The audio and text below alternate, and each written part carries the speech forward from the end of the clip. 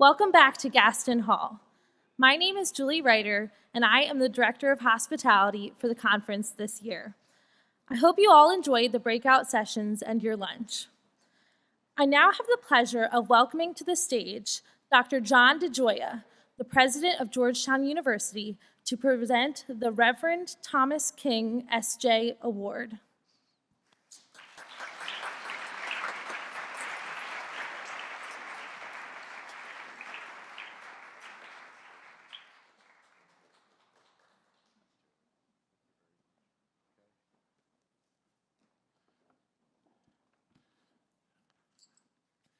Well, thank you very much, Julie.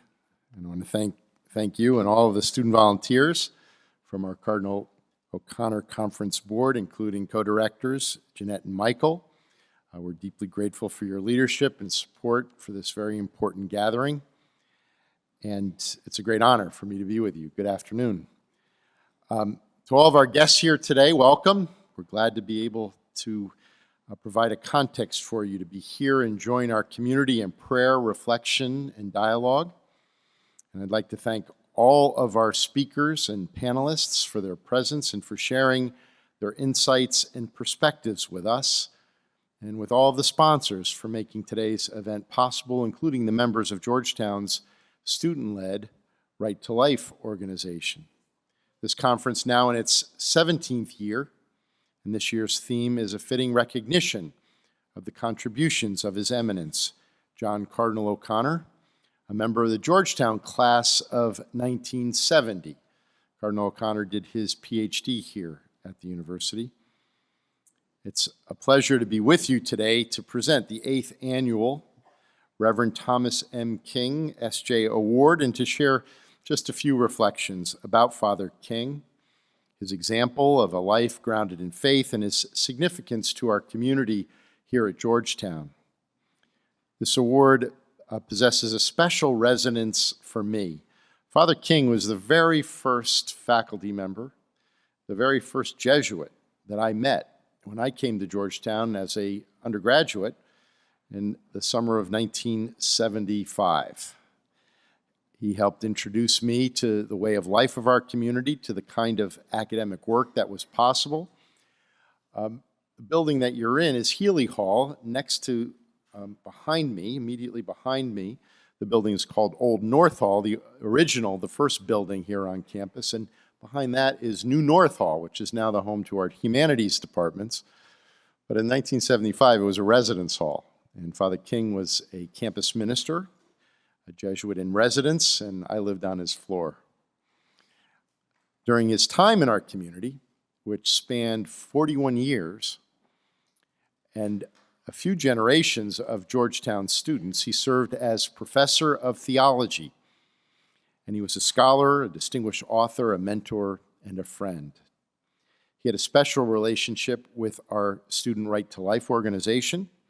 Played a role in their efforts to host this special conference each year, and he shared a deep understanding of the dignity of every human life.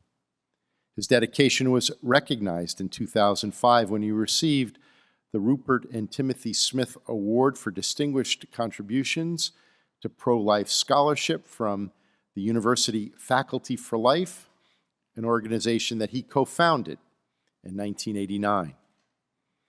Father King was a comforting presence who played an enduring role in the lives of so many members of our Georgetown community, and in a very special way for those who joined him at his daily 11:15 p.m. Mass in our Dahlgren Chapel. For 40 years, 6 days a week, during both moments of celebration and of sadness, he presided and offered guidance to all who sought peace in the presence of the Lord. There are so many images and memories that I have of him, but I always think about Tom in the final moments each night in that Mass. He would close every Mass with the words from the Gospel of John. And he always finished with, "In the beginning was the Word, and the Word was God, and the Word was with God." And when I think of Tom, I think of the gift of providing the opportunity in countless ways, but especially every evening at 11:15, for our community to come together and to experience the presence of God. Father King had a wonderful spirit and patience. He was a person of extraordinary integrity and a model for what it means to be a man for God. So for me, to have this opportunity to be with all of you and to say these brief words of reflection in memory of Father Thomas King, well, it's wonderful for me to be with you this afternoon and to have this opportunity to share in this moment with you. And I guess I get to formally announce the honor of announcing this year's Reverend Thomas S. King, S.J. Awardee, which is the Wheeling Jesuit University's Students for Life Club. And Madeline Davin will be accepting the award on behalf of Students for Life. And you have our most sincere congratulations for this recognition. Madeline, could you please join me on stage?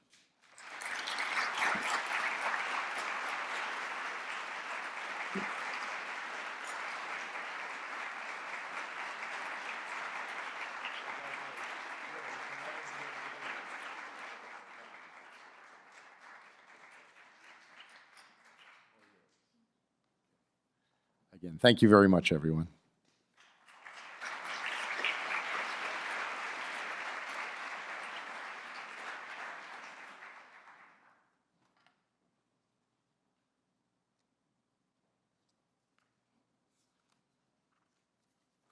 Thank you, President DeGioia, and congratulations to the Life Club at Wheeling Jesuit University.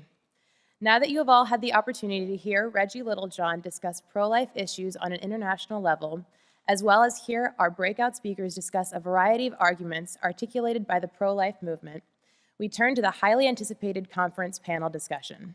Our panel discussion this year will directly address the theme of the conference, working toward a truly pro-life politics. Before we move into the panel discussion, we would like to remind all of you of our speech and expression policy. Georgetown University is committed to standards promoting speech and expression that foster the exchange of ideas and opinions.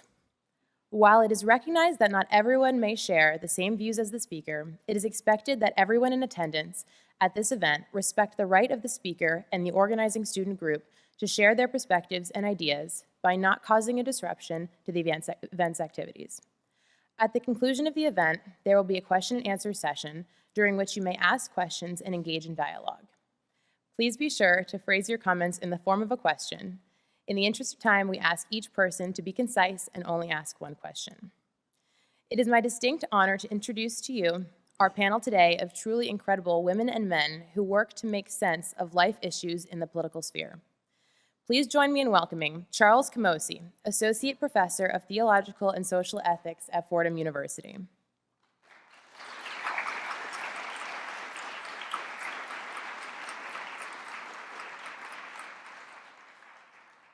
Kim Daniels, member of Vatican Secretariat for Communication.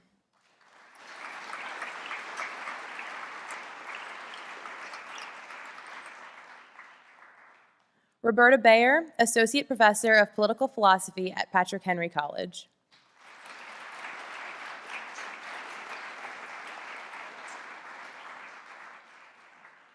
And Ross Douthat, op-ed columnist for the New York Times.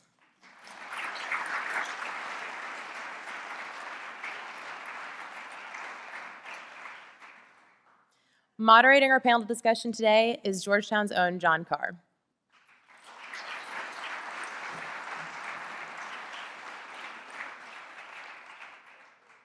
And just a little bit about our panelists. Charlie Camosi is an associate professor of theological and social ethics at Fordham University, where he has taught since finishing his PhD in theology at Notre Dame in 2008. Among other places, his published articles have appeared in the American Journal of Bioethics, the Washington Post, the Los Angeles Times, and America Magazine. His most recent book, Beyond the Abortion Wars, was a 2015 award winner with the Catholic Media Association. Camosi was also selected for the international working group Contending Modernities, which attempts to bring secular liberalism, Catholicism, and Islam into dialogue about bioethics. He is the founder of the Catholic Conversation Project and serves on the board of Democrats for Life. Kim Daniels is a member of the Vatican Secretariat for Communication and a former spokesperson for the President of the United States Conference of Catholic Bishops. She also serves as a lay consultant to the USCCB's Ad Hoc Committee on Religious Liberty and was a director of Catholic Voices USA, a national group that works to bring the positive message of the church to the public square. Kim is also an attorney whose practice focused on pro-life and religious liberty matters. She and her husband have 6 kids. Dr. Roberta Bayer is an associate professor of political philosophy at Patrick Henry College. She earned her doctorate in political philosophy at the University of Notre Dame. She also completed graduate degrees at the University of Toronto, Center for Medieval Studies, and the London School of Economics. Dr. Bayer edits Anglican Way magazine and has written articles for the University Faculty for Life. She is also a fellow of the Adler Aquinas Institute. Dr. Bayer taught at the University of King's College in Halifax, Canada, before moving to the United States. She and her husband have 2 sons. Ross Douthat joined the New York Times as an op-ed columnist in April 2009. Previously, he was a senior editor at The Atlantic and a blogger for TheAtlantic.com. He is the author of Bad Religion, How We Became a Nation of Heretics, and Privilege, Harvard and the Education of the Ruling Class. He was also co-author of the book Grand New Party, How Republicans Can Win the Working Class and Save the American Dream.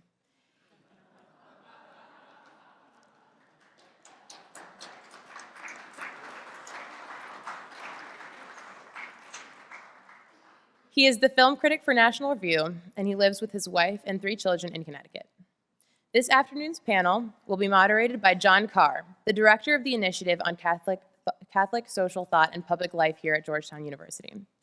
Carr was also the Washington correspondent of America and wrote the regular Washington Front column for the magazine.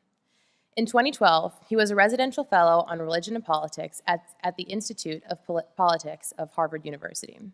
John served for more than 20 years as director of the Department of Justice, Peace and Human Development at the United States Conference of Catholic Bishops, assisting the bishops in sharing Catholic social teaching and directing their public policy and advocacy efforts on major domestic and international issues. So with further ado, John Carr, if you would like to start us off. Well, thank you very much, Jeanette, and congratulations to you and Michael. There are a lot of great things at Georgetown, but one of the most impressive has been the Cardinal O'Connor Conference on Life for more than 15 years. I had the pleasure of knowing Cardinal O'Connor, working with him. He was a larger-than-life figure. He cared passionately about the poor. He stood up for workers. But the center of his life was defending the life of the unborn child. And so you must be really tired of old people telling you how great it is to have young people in the pro-life movement leading. It's always the best part of the March for Life. I've been going for 40 years, but it is uplifting. But nobody would be prouder of today and what you represent than Cardinal O'Connor. Another good thing that's happening at Georgetown, got to put in a little plug, is our little initiative, and we do a couple things. One, we do dialogues like this. In fact, 3 of our colleagues have been a part of those dialogues. We've had more than 12,000 people come to those. But we also reach out to young leaders in Washington to help them see their faith as an asset in their work in public life. And if you are interested in that work, I would encourage you to go to our website, catholicsocialthought.georgetown.edu. That's my commercial. This is a very distinguished panel. And frankly, I'm a little intimidated. The one advantage I have over these folks, as was mentioned, for 20 years, I had the most pompous title in Washington. How would you like to be Director of Justice, Peace, and Human Development for the United States Conference of Catholic Bishops? I once was introduced to a couple, and this person turned to his wife and he said, he's in charge of justice, peace, and human development. And she looked at me and said, you need to do a better job. Well, we have a lot to be proud of. For 45 years, we have kept this cause alive in the face of the elites of every kind telling us it was over. But we're not where we want to be. and we need to do a better job. And so we have a wonderful team of people to help us do this. And I'm going to ask each of them, here's the plan. I'm going to ask each of them to sort of give us an opening response to the question of what does a truly pro-life politics look like. And then we'll have some conversation, maybe some questions among ourselves, and then some conversation with you. So that's the plan. Let me begin with you, Kim. You've been a lawyer, you worked on religious liberty issues. You were Cardinal Dolan's spokesperson. How many of you know Cardinal Dolan? How many think he needs a spokesperson? She did a wonderful job. She is one of our best thinkers and communicators, and even more importantly, she's a bridge builder. And now Pope Francis and the Vatican have asked her to help them communicate his vision of resisting a throwaway society. So from your perspective, as an attorney, as a communicator, as a bridge builder, what would a truly pro-life politics look like? Well, thanks, John, and that was very generous. And I just want to say before I start in on that, how honored I am to be here. And I'll be one of those old people telling you what a great conference this is. I was in my college's pro-life club way back when, and it was a handful of us. And we were off making our little posters and, scribbling little articles and everything. And we were not the most popular people on campus. And so to see a group here like this, I just know what a supportive environment this must be, how nice it must be to see people around you who share your beliefs and share the kind of actions that you do to support the cause of life. So I just think this is a wonderful event, and I'm honored to be here. I'm going to try to answer 3 questions as we answer this question. One is, where is the pro-life movement right now? Second, where do we want to go? And how do we get there together?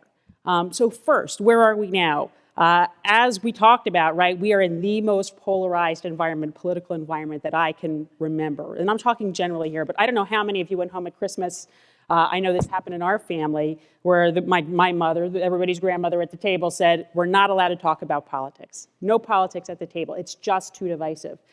That's where our political environment is. In terms of the pro-life movement, let's ask where we are now. And I think that the first thing we have to say is look at the good news, right? And first of all, abortion numbers are declining. We've got a young, vibrant, diverse movement. That's more good news. You all out here and everybody we saw at the March for Life yesterday. We know that public opinion is still going our way, and that's a good thing. Polls can change regardless of, depending on the questions, they can go either way. But we know that we've seen hearts and minds change over the past years, and you can see that in the room here today. I think that what's led to that has been things like ultrasounds, of course, but also the general approach that the pro-life movement has taken more recently, which is to focus on choosing both the mom and her baby, right? Is to focus on the pro-life cause as part of respecting the dignity of all human beings. Finally, we're seeing the media give coverage of the pro-life movement in a way that it's always deserved and has never gotten. This was on my doorstep this morning, and I love to see that, right? Look at that picture. That was in Metro, page 10 a couple years ago, and now we're seeing something like this, and it's wonderful. Secondly, we want to talk about the real pro-life successes, judicial and legislative successes that we hope to see. It's wonderful that, of course, we've seen a temporary halt to our further enshrinement of abortion by law. We're hopeful that with this administration, we'll get some important protections for life legislatively and some judges who will respect the law. And we're grateful to the leaders who helped us get there, and we hope that they're at the table and that they help hold the president accountable. So far, we've seen the Mexico City policy, we've seen the House vote to make the Hyde Amendment permanent, we've seen the vice president at the march yesterday, and to come, hopefully next Thursday, we'll have a Supreme Court justice who will be someone who stays close to the text in interpreting the Constitution, and hopefully that will eventually let laws that help restrict abortion pass muster. Of course, we have to remember as we say that it's a long way from here to there. So that's the good news. We hope our goals also are to get, a ban after 20 weeks, which is already there in 18 states, and maybe some defunding for Planned Parenthood. Again, a long way to get to both of those options, but hopefully they're on the table.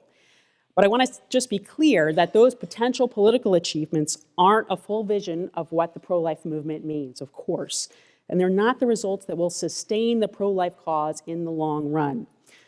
So let's talk a little bit about the challenges here. Most importantly, of course, 44 years after Roe, we still have legalized abortion as the greatest fundamental injustice in American society. And it's still there, and that's not likely to change soon.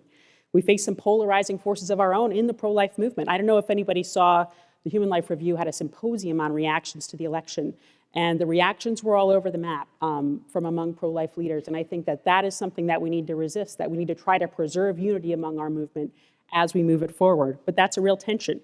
Of course, the Democratic Party remains really, there's not an opening in there if you're a pro-life Democrat, and I hope Charlie can talk a little bit more about that.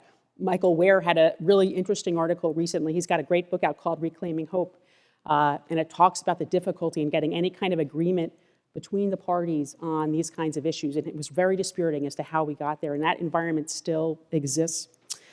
Most of all, though, I want to say that we may win some important legislative and judicial battles, but we're going to have to work hard not to lose the war. And let me explain what I mean by that. I think that we need to remember that our goal is not just to win these legislative efforts, it's not just to put judges in courts, but it's to build a culture of life and love where mothers and babies are welcomed and supported. And culture is key to this. Politics is downstream from culture, but the prevalence of abortion is downstream from culture as well. And in order to consolidate the pro-life gains that we hope to get, we have to build this kind of culture, and politics can only do so much. It's cultural factors that have helped our numbers stay up, have helped keep people's hearts in line with the pro-life movement. And the fact is right now that President Trump is the de facto leader of the pro-life movement, and he's closely linked in the public mind with this effort. He's linked with it, as is his legislative agenda. He'll be the one signing pro-life legislation into law. He'll be appointing the judges. He'll be the face on the news, and he'll answer questions about these issues at press conferences. We need to be clear-eyed about what that means.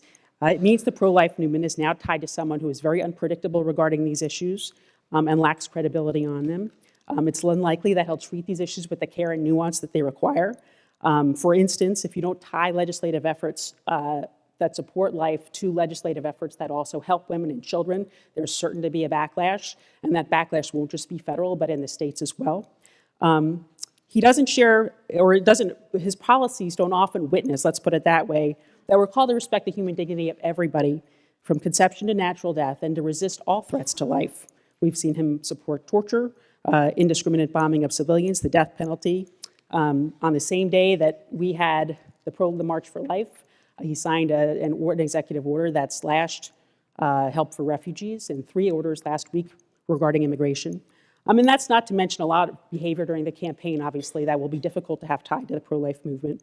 And finally, we can't talk about this without talking about the importance of a culture that values women's dignity, right? That's what we've talked about and has made important to our cause for a long time. We now have a president who, to say the least, that's not something that's been close to his heart. So where do we want to go from here? This is going to be a real challenge that we face. Where do we want to go? Again, build a culture of life and love where everyone is welcomed in life. And we want to identify with our full range of life issues and continue to advance this whole life approach. And how can we get there together? How can we make that happen? I think first, we have some respect for the rules of the road, and that means civility, and that means looking for common ground, and that means getting out of our bubbles. But more substantively, it means that we rely on you all to keep this young, diverse face of the movement front and center, keep this love them both approach front and center, and stand up for the voiceless and vulnerable wherever you find them.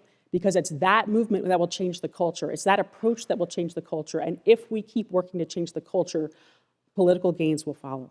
Thank you. Thank you very much, Kim. That was a terrific framework. Charlie, you're a moral theologian. You're a new dad. You and your wife have adopted 3 kids in the last year. You practice what we preach.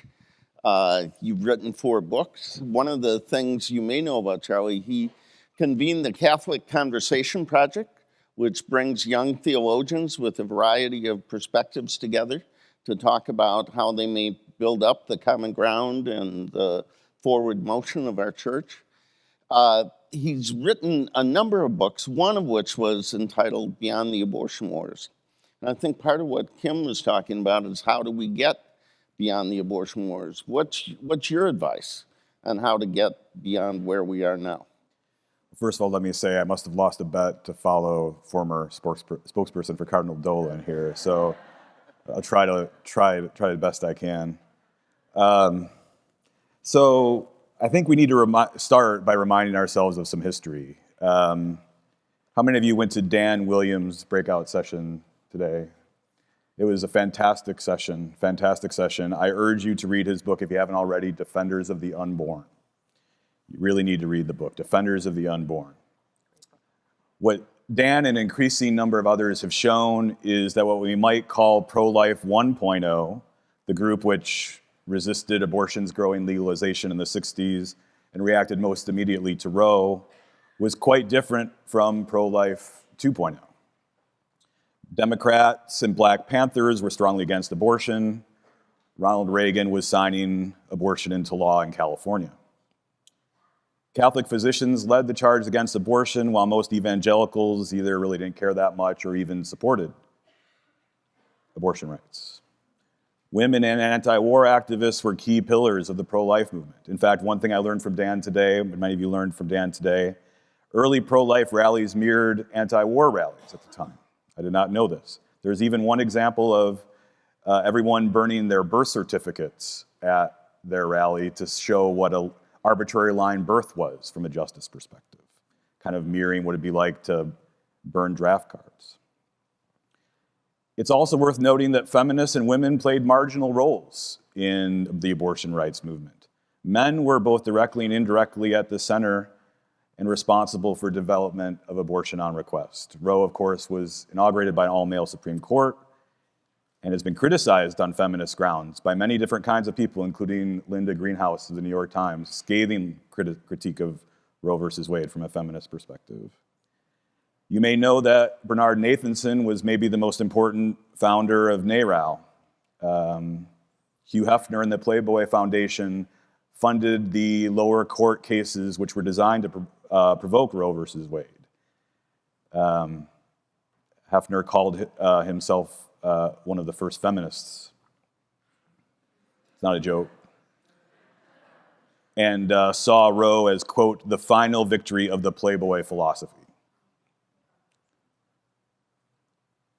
The formation of the moral majority and Ronald Reagan's conversion, I think, maybe inaugurated what we might call pro-life 2.0, a movement that it was explicitly identified with abortion, perhaps as a single issue, and with a party that had small government instincts at its core. If one is frustrated as I am that Republicans seem to do very little to prioritize defense of prenatal children and their mothers, then I think we need to talk about three things. First, they did not prioritize equal protection of the law for prenatal children as opposed to small government. We've seen that again and again. Two, support for women in difficult circumstances, at least through government programs, it's hard to come by. And three, we haven't seen applying pro-life principles outside of the issue of abortion. But the fact, if you are frustrated by that, I think the fact that there was a pro-life 1.0 can give us hope and maybe point us in some particular directions. So in fact, I think what we might call pro-life 3.0 is already well underway. In fact, I might argue that it had its coming out party last week in response to the coverage of the pro-life feminists who attended the Women's March and got an incredible amount of coverage, an astonishing level of coverage. New York Times, Washington Post, Vox, Huffington Post, everywhere, major stories. Taking pro-life feminists seriously and, by extension, pro-life views seriously. These pro-lifers explicitly resisted, they were at the march, any sense that they were represented by the Trump administration, a very key thing to have happen before the March for Life, in my opinion, especially given some of the things that Kim just said. They were intersectional in the best and most authentic sense of the word, resisting violence and lifting up the vulnerable on multiple fronts from multiple angles, whether the victims were drone strikes, victims of torture, immigration policies, healthcare policies, unjust discrimination against the disabled, prenatal populations, and more. Indeed, the more Trump talks about torture, building walls, deporting children, intentionally killing the parents and children of terrorists, the more I think this fuels pro-life 3.0. But as is the case with most new movements, it's having a messy beginning. What exactly is the underlying metaphysic, or vision for pro-life 3.0? The honest answer is we don't quite know, or at least we don't quite agree, and that's okay. It's going to take time, but a number of folks are interested in doing this work together. I'm trying to do my part. I'm working on a book right now on the throwaway culture as maybe an organizing principle for pro-life 3.0, and I'm not the only one who's trying to think about this. There are plenty of other people trying to think about this too. Should I cut that right there? Yeah, that'd be good. Okay. I was afraid you might go to 4.0 and 5.0. Yeah, but we have two others. Roberta, you in some ways bring a unique perspective. You're not a Catholic, you're an Anglican. You're a Canadian. This has been a very internal discussion, but you're married to an American Catholic, so you probably understand us a little. You're a philosopher, and I think part of what was said so far is we have to think differently. We have to think about the ideas that support a truly pro-life politics, and you've spent your life trying to help us understand ideas. Can you help us understand the ideas which have sort of torn away at the understanding and respect for human life, and the ideas which might give us a foundation to move forward? Yes, that's because politics happens in an overall culture of ideas. It's important to actually think about how ideas have to change as well as politics. It's a great pleasure to be asked to participate on this occasion because, of course, speaking about preserving the lives of unborn children is to speak on matters of highest justice. Now, to clarify what I mean by highest justice, we must point out that an act can be called just because it is lawful in accord with written law, but a written law can be unjust. In distinguishing between a higher law and a lower law, one has to look to a higher law as the standard or measure which shows the positive law to be wrong. And of course, the higher law comes into play when one's dealing with matters of the common good as distinguished from private choice or personal taste. The distinction between public and private is important to keep in mind. Again, just because a majority of people decide according to their private taste that something should be done, that does not make it just. Justice is not based in numerical agreement. Now, at the founding, the framers feared the tyranny of the majority, and they took their standard and measure from the history of law and the theory of republican government. And so, of course, as you know, they designed the Constitution to be a complex system which forces the legislative, executive, and judicial branches to independently scrutinize any proposed law according to its constitutionality and according to, really, higher law, so that no one branch has sovereign power. At no point, however, did they say the Constitution was the highest law. Of course, hence it can be amended. Rather, they said the principles that the Constitution enshrined, whether separation of powers, checks and balances, representation by population, were just because they were in accord with the idea that political power should always be limited by whom? By the persons most concerned with the outcome of the law. Now, this principle of limit, which guided their thinking, was inherited within English law. There is an old medieval legal maxim, which is roughly translated, "It is a matter of the highest justice that what affects all should be approved by all." And one found that in the 12th century statutes of Edward I.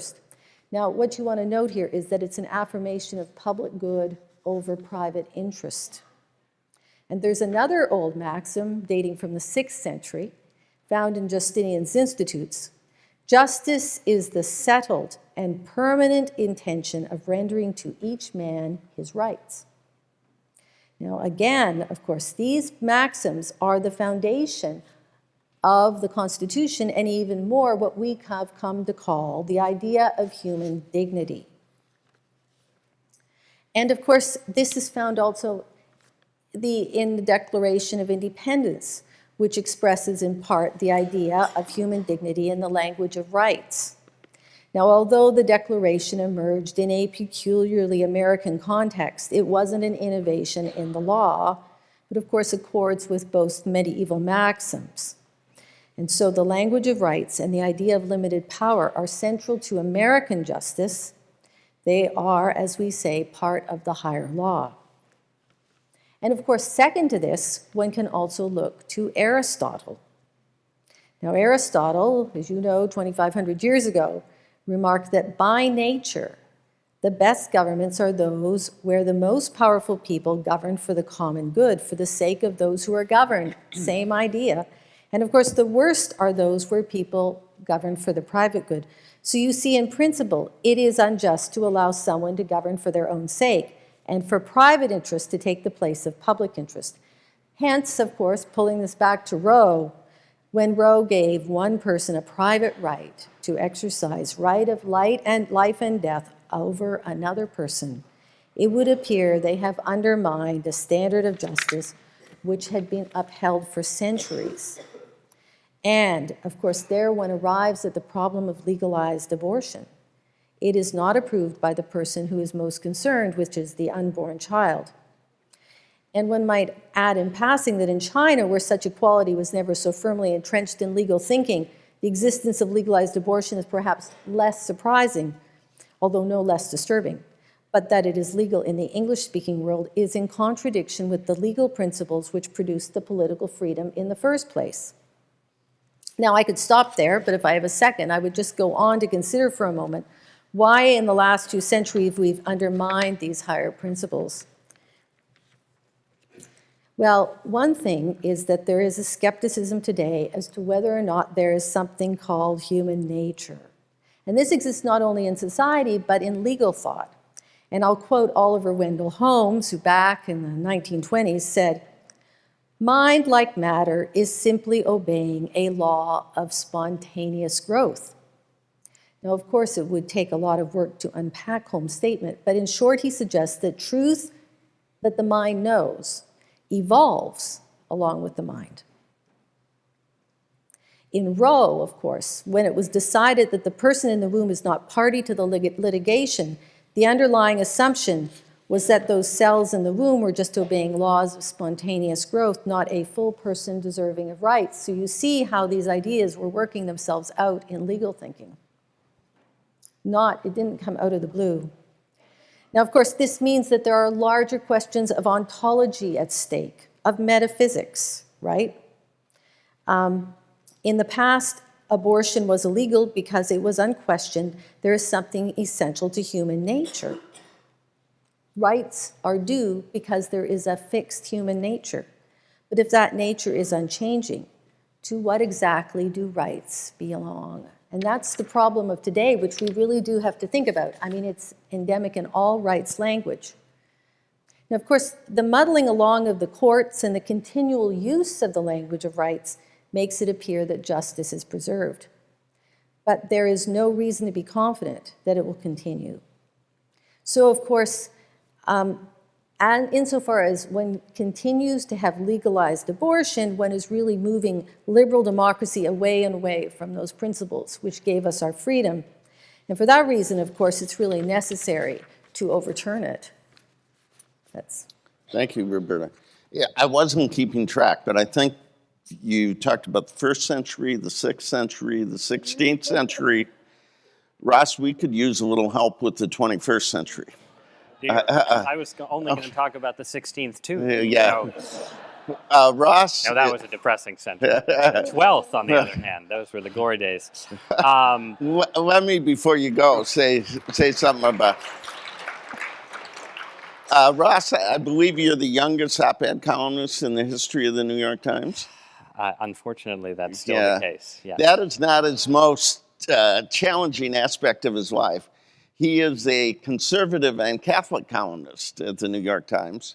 My brother was a media columnist. He wasn't conservative, but he was Catholic.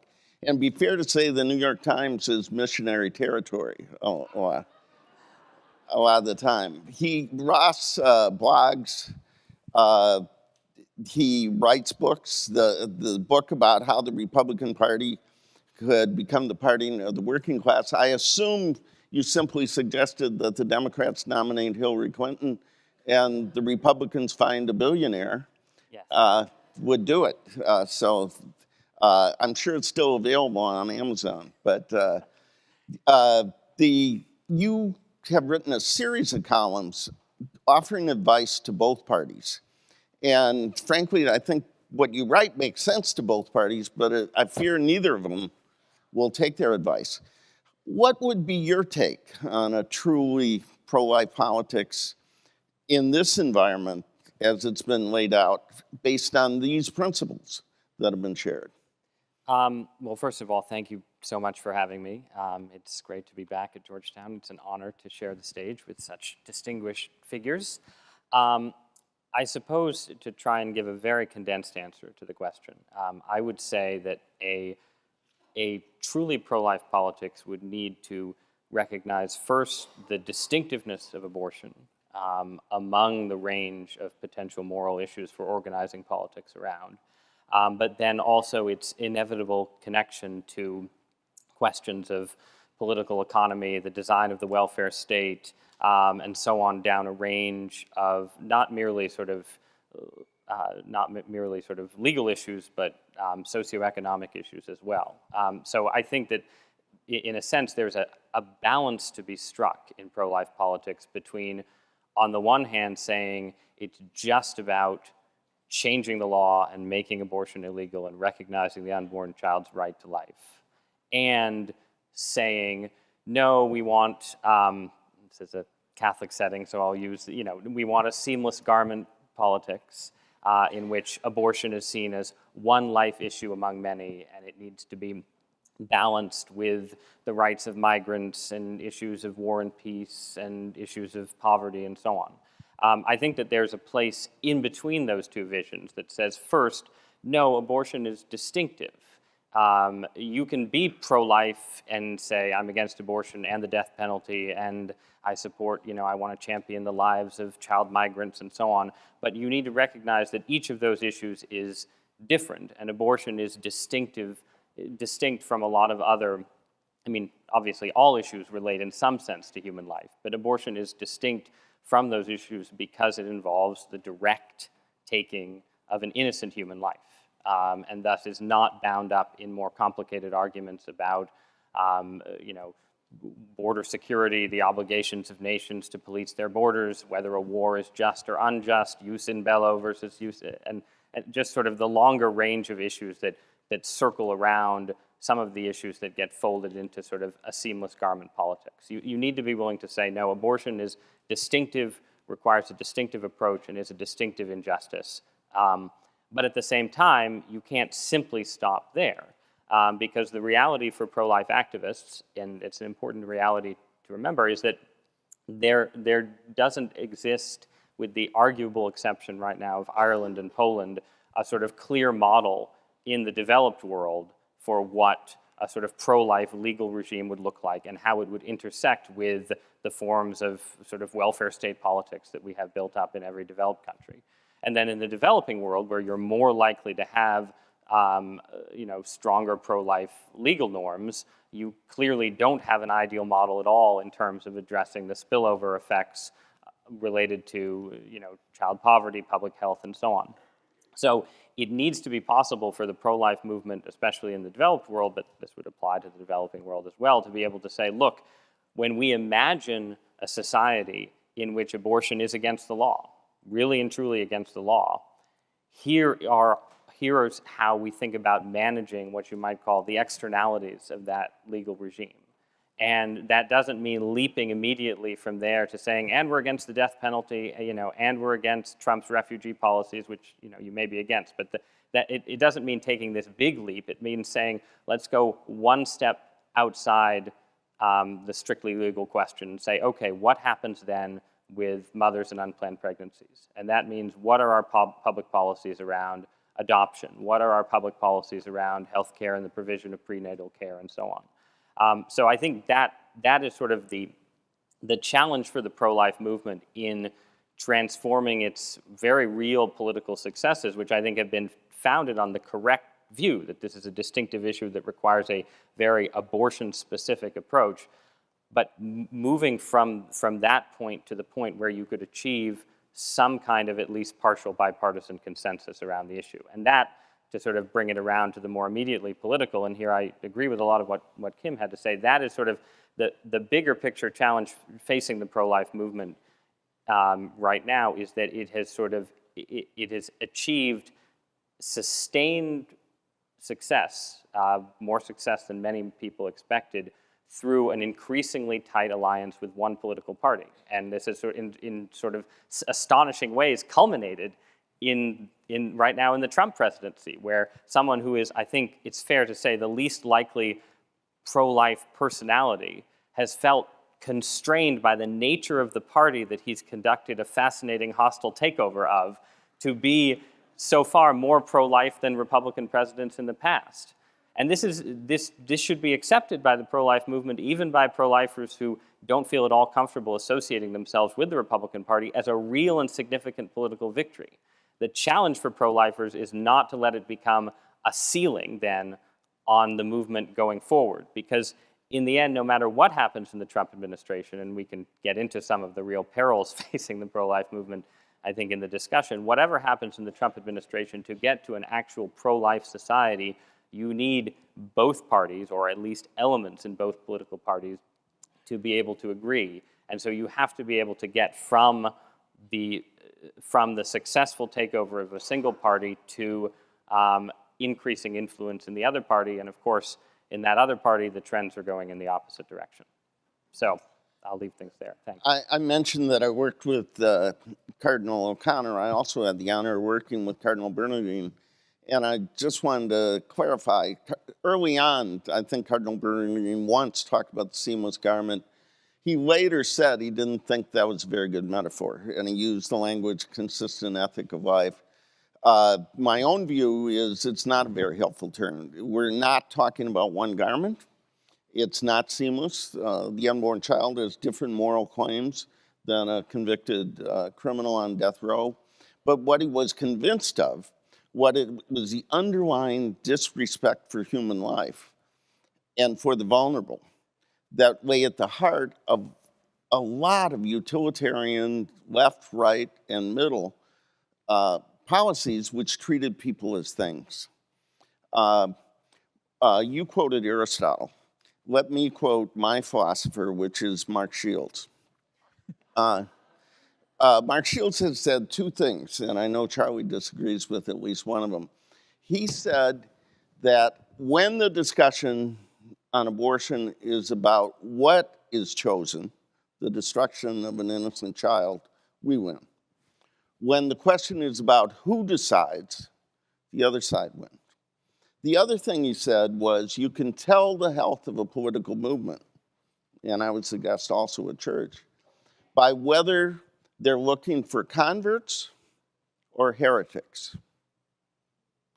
So on the question of framing the question, what is decided or who decides, and on the question, is the pro-life movement looking for converts or looking for heretics right now, what does that suggest of how we operate in a Trump world?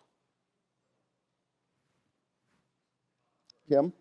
Well, I'll go first and just say that I think that obviously we're looking for converts, right? And that's our goal. We want to bring people to our cause. And I definitely agree with Ross with the idea that abortion is a distinctive injustice, right? This is a direct killing of a human being. And at the same time, to say that it's a distinctive injustice is not to say that we have to separate it in some way from, as John talked about, other issues that refer to human dignity, that damage our understanding and undermine the authenticity of our witness on this first issue, this first fundamental issue of abortion. So how do we get that kind of conversion? How do we bring people to our cause? Again, I'll say that I think it's through your witness in particular, through demonstrating to people that this is a young movement, a grassroots movement, and it's one that's very diverse. It's one that cares about human dignity across the board, but recognizes the particular evil of this one great injustice that's at the center of our legal culture. Charlie, you've had a similar point, but a different emphasis on building connections among issues. Yeah, I think at least my experience of these kinds of debates and conversations with people who wouldn't ID as pro-life indicate that they actually do, on many issues, agree with us. So for instance, Gallup consistently finds that 7 in 10 Americans want abortion broadly illegal after 12 weeks, not 20 weeks, 12 weeks. But for some reason, there's a hesitancy, and we find it's in particular among young people, a hesitancy to identify with the movement, to claim the name pro-life. And I think in order to have converts, I think that needs to be explored, like what's going on there. Even though they, with particular legislation, with particular ideas, if you ask, apart from this hyper-polarized binary of life choice, they agree, still don't want to ID as pro-life. And I think in particular what's disappointing about this, and we were talking a little bit about this on Thursday, John and I were, we have such natural allies in the communities of color in particular, and particularly Latinos and Latinas, and also the African American community. And I continue to be disappointed by how few end up in the pro-life movement as part of who we are. So I think there is a real, it's not just a golden opportunity, it's an absolute necessity, particularly with Pro-Life 3.0, to reach out to communities of color who are, in many respects, our natural allies. And I also think we maybe need to rethink, this is a big thing, professors have ridiculous ideas that have no purchase in the current culture, but I think we need to get rid of the life choice binary. I think it needs to go away. It's just not a helpful binary. It's not where most people find themselves. And that hurts our ability to recruit people to our side or our movement because there's only two choices. What do you do with the fact that, yes, 7 in 10 people want to ban abortion largely after 12 weeks, but 6 in 10 want it largely legal before 12 weeks? Where do they fit into the life choice binary? Where does that population fit into the life choice binary? The answer is it doesn't. PRI found that 7 in 10 people find the term pro-choice either somewhat or very well. It describes them somewhat or very well. 6 in 10 find the term pro-life describes them somewhat or very well. This is not a helpful way of imagining what people actually think about abortion, and I don't think it's a helpful way of thinking about how we draw people into our communities either.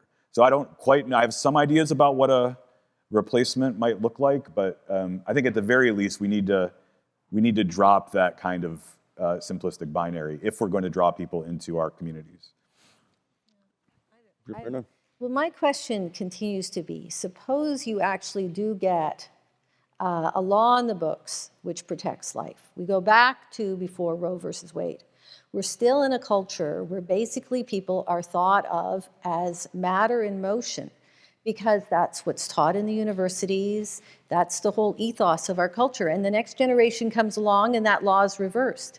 I mean, I think the problem is much deeper. I actually think you have to go back to understanding that we require a certain form of education throughout the nation. And you can't really say, well, I mean, you can say, well, yes, we've got all these Christians, evangelical and Catholic, who will defend the law going forward.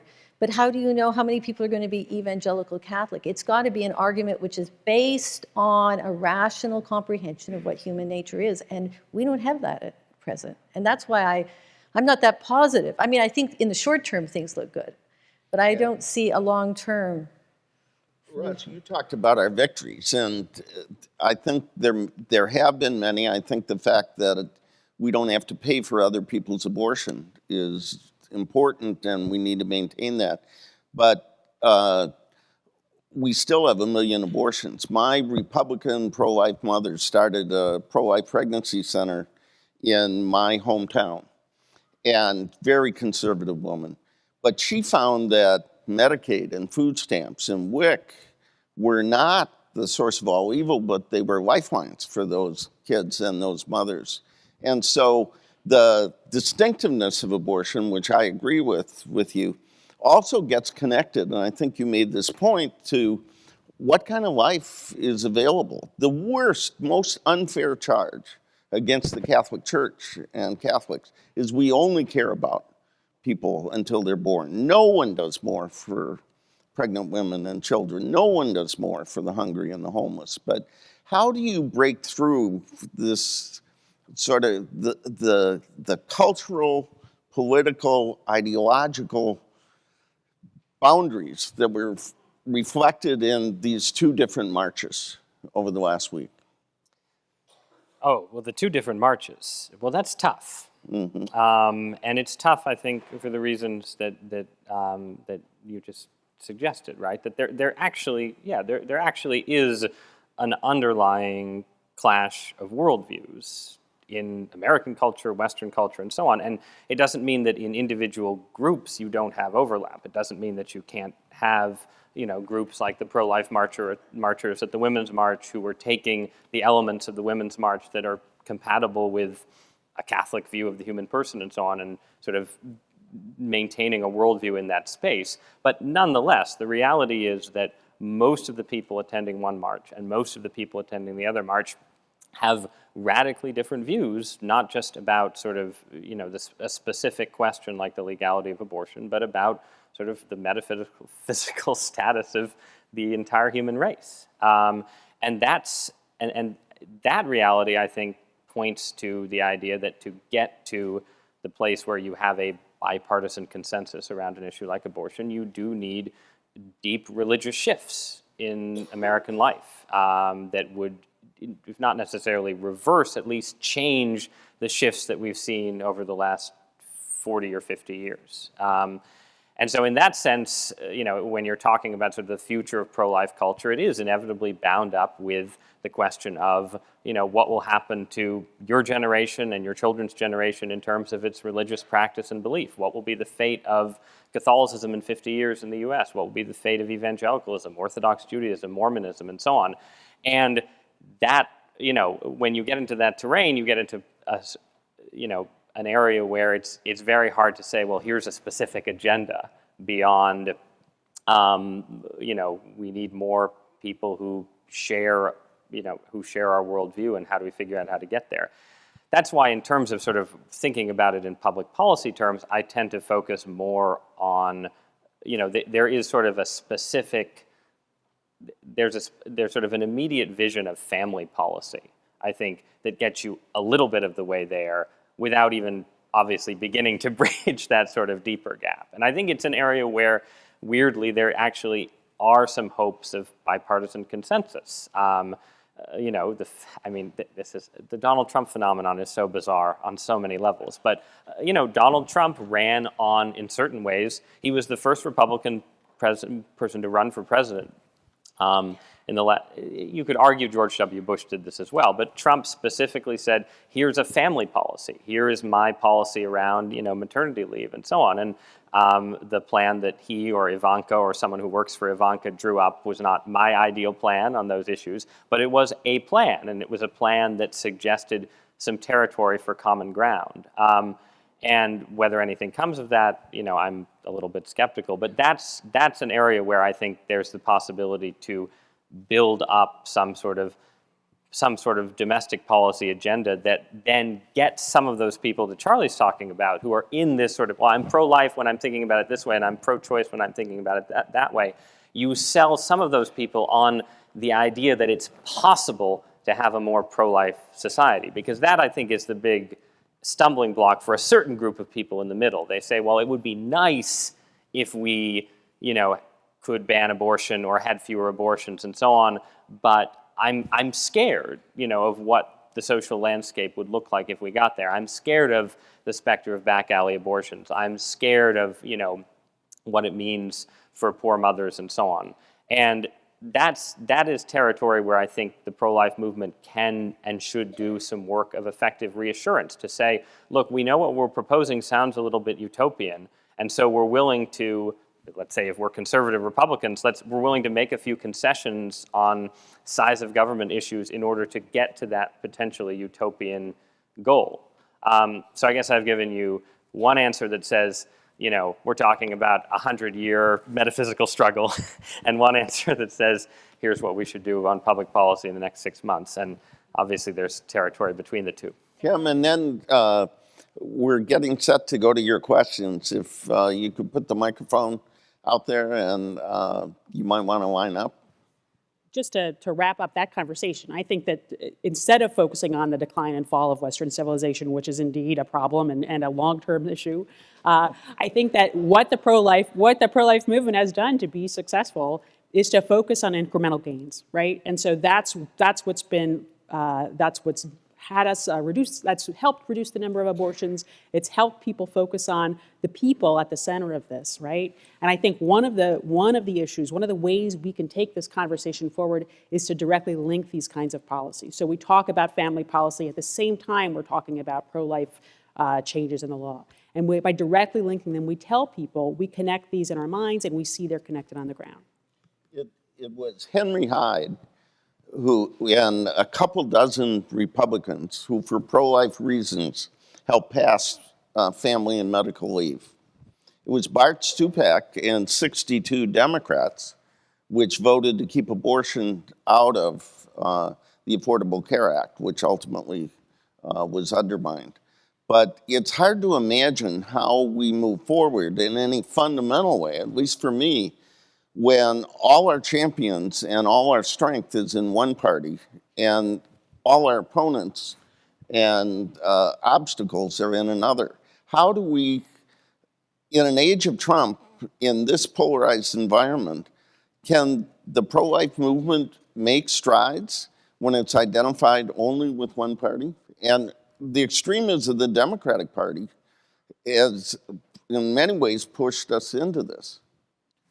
There's been an incredible overreach by folks leading the Democratic Party on these lines. Incredible overreach, and we've seen, at least, it's not totally one for one, but there's been at least an indirect result in loss of seats. The Democrats have lost 1,000 seats statewide and nationally since 2010.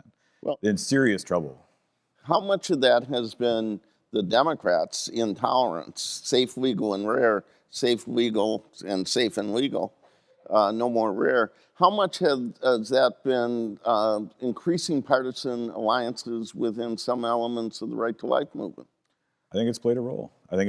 But I think Kristen Day, who's our executive director, I'm on the board of Democrats for Life, said yesterday was the best march she ever had in terms of people being respectful and kind and welcoming, saying, like, if you win, we win, that sort of thing. So I think a lot of folks, at least, are starting to realize, because Democratic leadership on this has overreached so badly and they're in such trouble, maybe there's an opportunity here.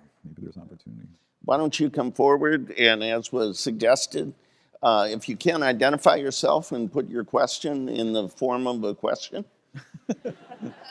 Yes, sir. Just raise your voice at the end. My name is Janine Jolly DeMars, and great job organizing this, guys. So I've heard a few of you mention the idea of a pro-life society and the legislation that would have to go into creating that sort of utopia where, pregnancies can be all brought to term, and there's support for that, and there's a lot that's been said about healthcare and even economic opportunity for women and mothers that would sort of sustain that.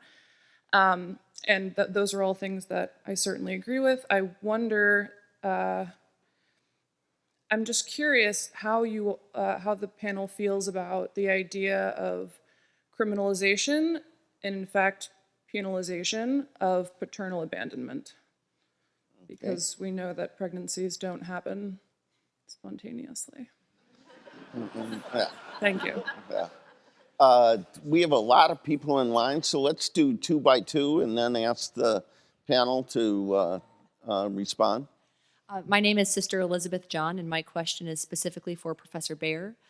So concerning the topic of a loss of sense of human nature, from a political standpoint, I'm curious to what extent you believe that laws as formative of a culture may be a stepping stone in the direction to altering our understanding of human nature or lack thereof. Okay, that went directly to you, and then I'd ask our other colleagues to respond to the first question. Me first? Yeah. Well, of course, Aristotle says laws shape culture. But the difficulty is, of course, you have to change a whole lot of laws to shape the culture. And this is one of the difficulties when it comes to making abortion illegal. Is that at the same time you're making same-sex marriage legal, you've got two different ideas of human nature operating there. I mean, so in a way, that's what I mean. You really do have to consider just how deep the difficulty is, and that laws, you have to change a lot of laws. Doesn't culture shape the laws as much as the other way around? Well, they work both ways. I think it's both ways. So what about the first question, parental abandonment? I don't have a thought on that specifically. So if you do, Well, just to say, I think that I think that the more we can do to bring everybody involved with the care and protection of the baby and his or her mother, the better we will be on this score. I don't think that criminalization is the answer in these kinds of situations, but I think the answer is building a culture where women and their children are at the center of it and where we do what we can to protect and care for them. And we do that through our law, and we do it through the grassroots efforts of people like you and through conversations and those kind of relationships that will build that idea that men should care for the children that they father, of course. Okay, two more. Christopher Gray, and I've been marching against abortion since I actually knew what an abortion was. And I'm so heartened by all these people here. I was here 4 years ago, and there were only 400. There are 600 this year. Here's my question, directed mainly at Professor Camosi, but I think it applies to Ms. Daniels and also Mr. Carr. Cesar Chavez, president of the United Farm Workers, was pro-life. He was also opposed to illegal immigration. Do you know why he was opposed to illegal immigration? Mm-hmm. 2 reasons. 1, to keep the wages of United Farm Workers up, but 2, because his parents had emigrated from Mexico. He knew how crooked and corrupt the Mexican regime was then in the 60s and 70s when he opposed illegal immigration, and still is now. Please ponder that. But no, the question is, you can oppose illegal immigration and still be pro-life. And one reason to put that border up is because that regime in Mexico, those 43 college students who were murdered in Michoacan about 2 years ago, you're well aware of that, and the murders have not been solved. Why?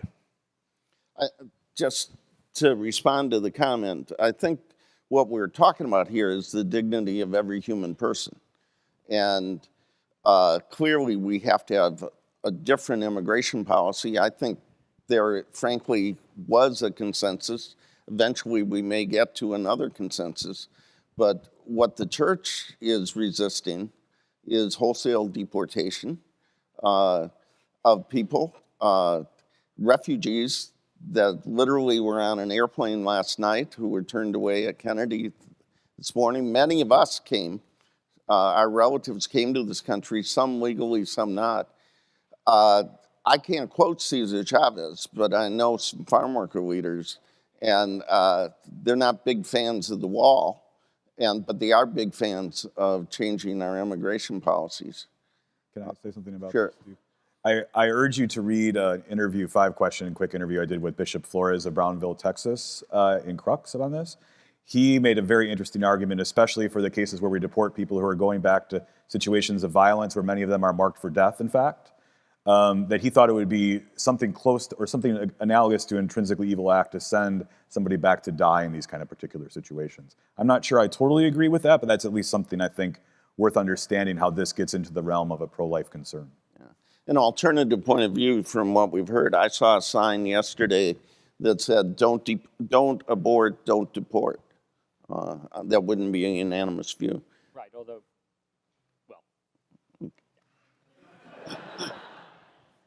well. 2 more. Good afternoon. My question is to all the panelists. I was here for the march, I'm out of town. But my question is, in terms of the Roe v. Wade decision, as an attorney, I read it a little bit differently, but I'd like to hear your perspectives on the decision itself, and that a lot of people haven't read it. And actually, the decision states that once the fetus is viable, the state has an interest in protecting that life. And I'd just like to hear your perspective on how that can be intertwined with the late-term abortion legislation and the fact that really, now that technology is so much better now than it was, how can we implement what was actually decided in Roe v. Wade to our advantage? Okay, the next question, and then we'll ask. Hi, I'm Joe. I'm a senior at Georgetown. I'm Catholic, I'm pro-life, and I'm a Republican. And aren't many of us. There aren't many. My mother would be so proud. Right? But, 6 months ago, before November 8th, I really thought the pro-life movement was in a lot of trouble. I mean, I knew that after the 2012 election, a lot of people within the Republican Party and the conservative movement really wanted to get away from social issues. And I always knew that that was a losing strategy. And I knew this time running pro-life, pro-Second Amendment was really going to get out a lot of voters. But I do worry that I see even a trend within the Republican Party to run away from social issues. I mean, we saw it happen in Ohio like a month ago with John Kasich, where they sort of gave in with the whole abortion issue. And even right now, we're seeing a lot of Republican governors throughout the country, Republican legislators sort of falling away from the pro-life movement. Whereas in the Democratic Party is, as much as I don't like the Democratic Party, they're very unified on pretty much every issue. I mean, there aren't a lot of pro-life Democrats out there. And what is one way for the Republican Party to keep, this is specifically for you, Mr. Douthat, to keep the social conservatism going? I know you were a very big critic of Donald Trump and Ted Cruz. I read most of your articles during the election. And so how do we keep these issues relevant in the Republican Party? Because they're under attack within their own party, to be honest. Yeah, I mean, I think in certain ways the Trump administration, I mean, it's basically a double-edged sword. In certain ways, it provides a huge opportunity for the pro-life movement, because I think Trump, I said a version of this earlier, but I don't think Trump is sort of authentically pro-life, whatever that means exactly. But I think that Trump has better political instincts, and he demonstrated this consistently in the primary campaign, than a lot of professional Republican politicians. And I think one of his instincts, and I think it's correct generally, is that in many ways, the abortion issue is more of a winner for the Republican Party than even a lot of Republican politicians tend to think, because Republican politicians tend to move in circles not entirely unlike elite Northeastern campuses. And on those campuses, it's very hard to imagine that abortion could ever be a political winner. And that has not actually historically been the case. So in that sense, the Republicans have a president who's willing to do things like say, what the heck, let's have Mike Pence go to the March for Life, which no vice president had ever done before, and so on. And a president who's willing to take the Mexico City policy on overseas abortion further than any Republican politician has before.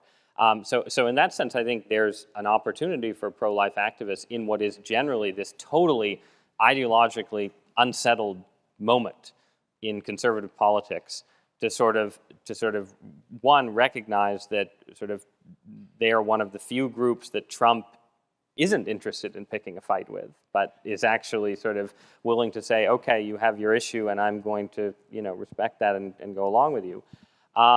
And also to recognize that this basically creates, that ideological flux creates a space to sort of shape what a sort of new kind of Republican politics looks like. So there's a sense, we were all joking about my crazy book, how Republicans can win the working class and save the American dream and so on. But there is a sense in which elements of Trump's economic agenda are closer to Catholic social doctrine than the much more Catholic Paul Ryan's vision of government. And there's a world in which the pro-life movement could say, look, we're going to take what Trump is willing to say on family policy that most Republican politicians aren't willing to say. We're going to take his willingness to not just be focused on austerity on government spending, and we're going to weave it into a new narrative of pro-life conservatism.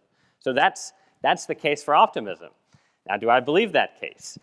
No, because I think the Trump administration is highly erratic, unstable, cruel on certain issues, and likely to end in a disaster from which it will be difficult for the pro-life movement to recover. But we're only a week in, so I'm willing to say that there is this optimistic scenario that basically the challenge for the pro-life movement right now is to reach for the optimistic scenario while also recognizing the very strong chance that this administration ends badly, in which case you don't want to go down in flames with it. A Democratic Party where NARAL and Planned Parenthood have a veto and the labor movement doesn't have much of a voice, lost an election that they expected to win. You're active in Democrats for Life. Ross talked about the opportunity and the danger of this moment in the Republican Party. What is the opportunity and the danger in the Democratic Party? Well, one of the proposals that Democrats for Life floated in an attempt to pass the Pain Capable Act last year, which had no chance of passing, was in fact to try to point to some of the things that Ross is pointing to that we might find common ground on, like paid family leave. Could we pass paid family leave and the Pain Capable Act and get, a nice middle ground that could pass the bill instead of just having it fail like it had no chance of passing without that middle ground? Pretty much every person we talked to said that's a really good idea. And even, Senator Kirsten Gillibrand's staff, who wants paid leave more than anything, was willing to talk to us and say, you know what, we want to talk about that. So my sense is, again, in part because after post-Trump and losses in Wisconsin and getting close in Minnesota and Pennsylvania lost, there already is a sense of what do we need to do differently. And I think there's going to be a sense we way overstepped on this. Can we come to the table on these kinds of things? And so I think, in fact, I'm pretty hopeful about those kinds of things coming down the pike. Kim, can you address the legal question that Roe v. Wade seems to provide ways you could protect the unborn child? The other question I have, which is, at what point does a precedent really become a precedent? So even if you have conservative judges, they say this has been a precedent. And are there examples of rights that have been invented or established being pulled back legally? Well, I think that Roe v. Wade has this language in it. And obviously there's a whole body of case law that followed on Roe v. Wade that's developing abortion jurisprudence. And that's all something that you have to look at when you talk about where the law stands right now. What I would say is that we should not, most of all, we shouldn't put so much trust and so much political capital in the idea that we need to overturn Roe v. Wade, and that's the fundamental, which is, by the way, and let me be clear, I think that is a fundamental goal of ours. I think Roe is a terrible decision, terribly reasoned, and I think it should be overturned. But I think that getting a Supreme Court justice or two or even three, going from there to a situation where Roe is overturned, and therefore the issue is sent back to the states. And then state law is such that that's also pro-life, is a long way away from right now. And so we need to focus on overturning Roe, and I want to be very clear about that. That's an important goal, and because abortion is a distinctive evil, as Ross was talking about, we need to keep clear that the law respect this understanding of what's going on here. And at the same time, I think we need to focus our efforts on really changing the culture so that when we get to that point eventually, and I think it's a long time from now, we have a culture that supports pro-life legislation and pro-life policies and women and children together. I've been given the signal that we need to move forward. If I could try and summarize sort of what I've heard, it brings me back to the advice that I think is contained in the bishop's statement on faithful citizenship, which is we need to be, well, we have one more. I've been given permission to hear your question. Thanks. I wasn't sure. Thank you. I wasn't sure whether to sit down or stand, but thanks for taking it. We all have bosses, and my boss said you could ask your question. Okay, thank you. So I just wanted to address, there was mention of Trump's changes in refugee policy and immigration policy as being not pro-life. I just wanted to comment that the change in the refugee policy was an attempt to prevent terrorists from entering the country. And I also thought about the illegal immigration and the diseases, including fatal diseases that are brought in by people that are not screened before they come in, and also all the crime and murder that happens as a result of illegal immigration. And so I was just going to say that how is protecting Americans from terrorism, from disease, and from murder not pro-life? Yeah. Well, because time is short, I'll take the bullet on this one. It depends whether you see immigrants and refugees as a part of who we are, as in many ways a blessing and a response to. My parents are legal immigrants. Well, I'm happy, and so should you be. Refugees could be legal if they were permitted to come here, and the church has done a wonderful job of settling tens of thousands of refugees. And a country that closes in on itself is not our country. And America First, while it sounds powerful, we're more than that. And what I remember, and I'll sort of wrap up with this, it was about 1.5 years ago, and I was on vacation with my family. And I was sworn I wasn't going to, turn on the computer and watch the news. And I saw the Planned Parenthood video, and it was that terrible one where the technician had a part of a person, little baby, and said, "It's another boy." On that same day was the picture of the young boy on the beach who had drowned from Syria. And on that same day, we got the sonogram of my 5th grandchild. I think what the church is trying to say, I think what we're trying to say is all those lives have a claim on us. And my grandson had a name, he had a crib, he had a room, he had a picture. He didn't have the right to be born in our country. And that little boy, he has a claim on us. Now we have to figure out the right laws and the right processes and the vetting. But part of who we are is trying to protect the lives of all. My sense, and I'll try and bring this to a close with this, I think, and this is what the bishop said, we need to be political without being partisan. These are matters of life and death, but we should work with anybody in any party who can help us. We should be principled, but not ideological. We shouldn't compromise on the distinctiveness of abortion or the dignity of all human life. But we should work with people who disagree with us on some of those principles to advance our common values.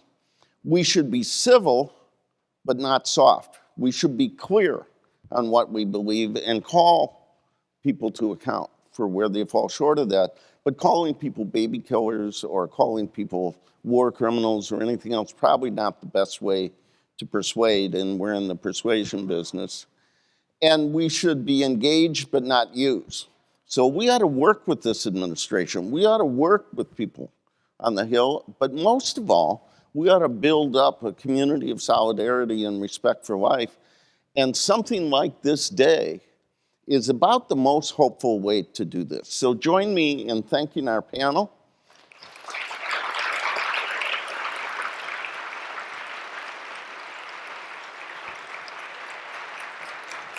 Let's go.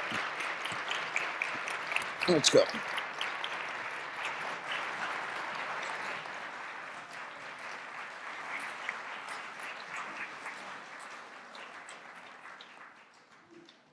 Before they completely leave the stage, I just want to thank our panelists again so much for coming and participating in this conversation today. And also John Carr, Michael, and I could think of no one better equipped to moderate this panel than yourself. We are so grateful that you could be here today, so thank you again.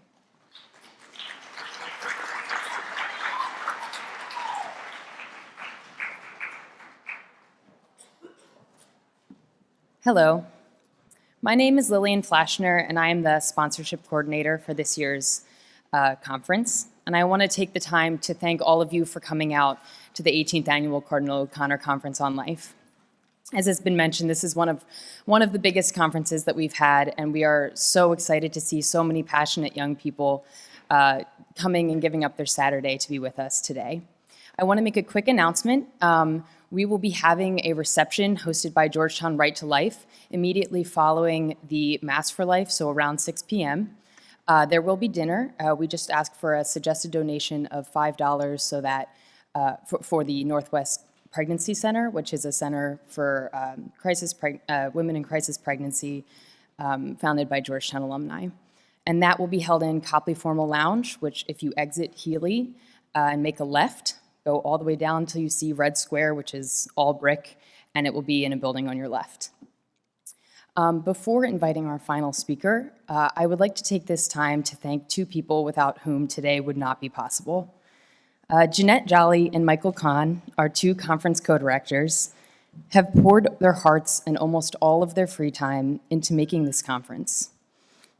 They have spent the past 11 months taking care of every detail, from inviting speakers to keeping order at board meetings to making sure this carpet on stage matched our banner behind me. I have watched them I have watched them both make personal sacrifices to make today a reality, and I know that I speak for the entire board in saying that we all deeply appreciate what you have done for us.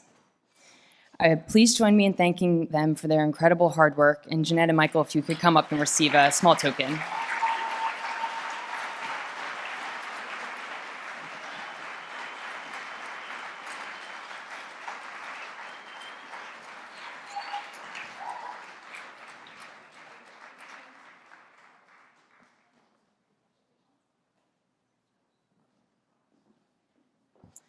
It is now my distinct pleasure to welcome to the stage Father Kevin Fitzgerald. He will be presenting the closing prayer so that we may end our conference as we began it.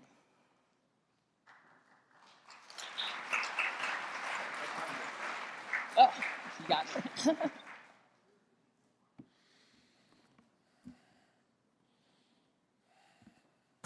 it. So much for 21st century technology. Okay, here we go. First of all, let me begin by thanking the organizers of this conference for the honor to lead you in this closing prayer. And second, in response to the gift of these past 2 days and the immeasurable gift of life and love we have all received from God, may we begin with a moment of silence to still our hearts and minds and allow the Holy Spirit to fill us with gratitude.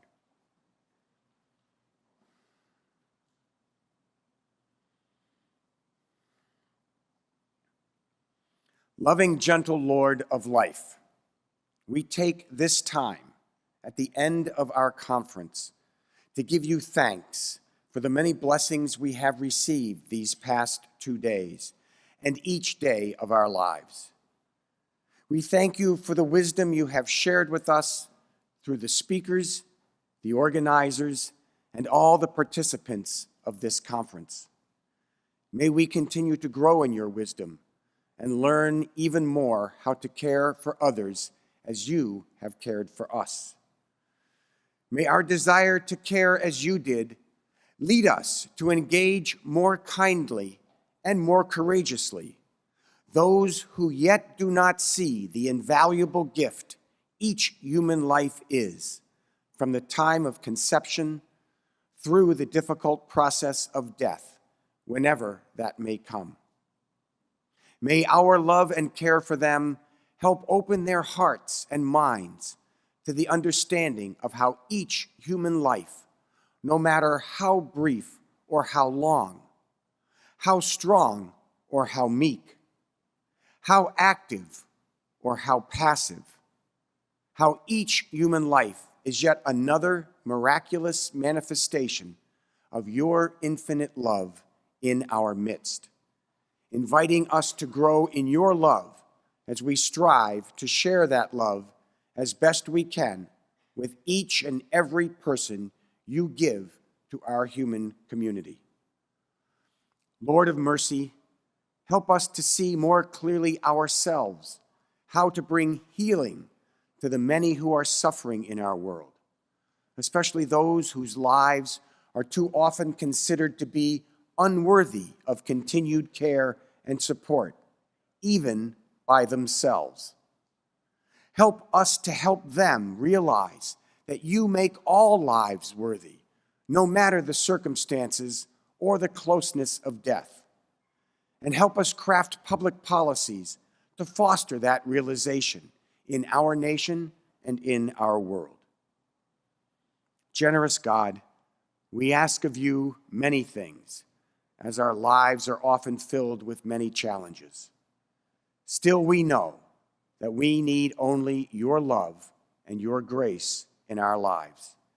And so we close our prayer by thanking you once again for your presence and ask simply that you continue to grace us with many opportunities to embrace your presence in each of us.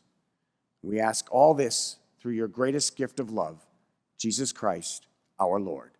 Amen. Thank you.